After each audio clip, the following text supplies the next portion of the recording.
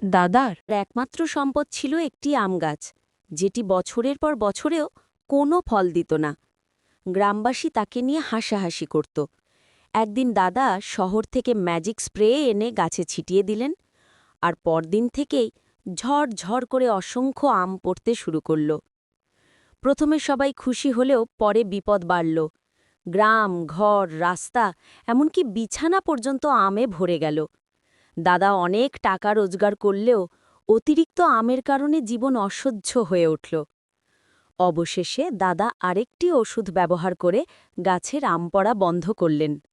সব ঠিকঠাক হলেও দাদা মন খারাপ করে কাঁদতে থাকলেন, কারণ এত টাকা আর খ্যাতি পেলেও কেউ তার ভিডিওতে লাইক দিল না, সাবস্ক্রাইবও করল না। গল্পের শিক্ষাটি হল, আজকাল বড়লোক হওয়া সহজ, কিন্তু মানুষের ভিউজ আর লাইক পাওয়াই আসল চ্যালেঞ্জ।